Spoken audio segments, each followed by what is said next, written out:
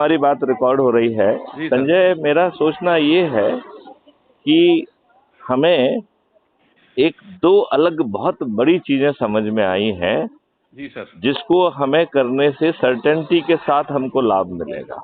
जी sir. पहली बात तो ये है कि हमसे जो जुड़े हुए लोग हैं जी सर।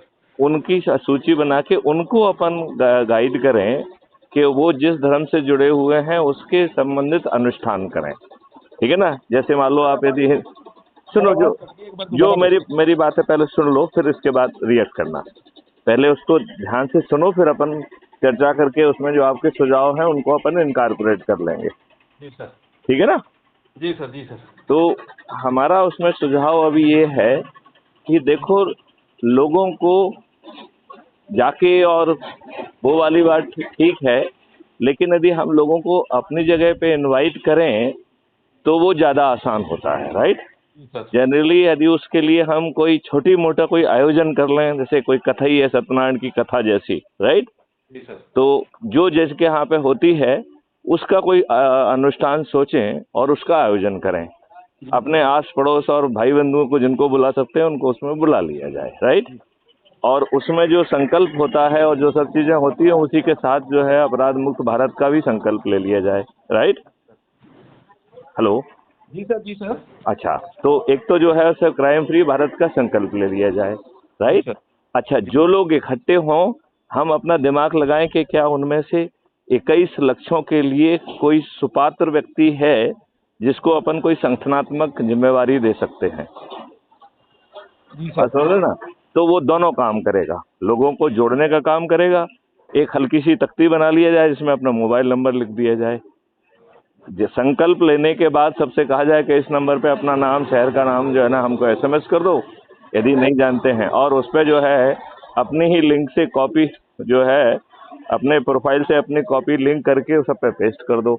वहीं पे क्लिक करके लोगों को डाउनलोड करा के और सूची बना के कि यदि मान लो 21 लक्ष्यों में कोई टीचर है, उसको यदि अपन टीचर की संस्थानात्मक जानकारी कुछ जिम्मेवारी दे सकते हैं, तो you can propose, person can propose कि ये व्यक्ति है, इस चीज से जुड़ा हुआ है, और उससे चर्चा के बाद अपन उसको ये जिम्मेवारी दे सकते हैं, ये जिम्मेवारी लेने के लिए तैयार है, राइट?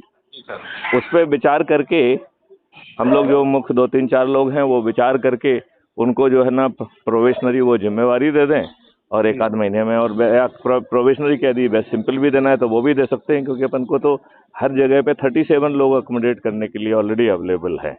तो हमें ज्यादा चिंता पालना है अध्यक्ष की, कि वो थोड़ा सा ठीक एनर्जी वाला व्यक्ति होना चाहिए, राइट? बाकी कम एनर्जी वाले भी हम टॉलरेट करने की स्थिति में हैं। और हर बड़ा व्यक्ति प्रोबेशनरी रहता है। पहले हम आईपीएस ऑफिसर भी 2 साल प्रोबेशनर रहते हैं, जी सर। तो उसको प्रोबेशनरी कहने में भी कोई दिक्कत नहीं है।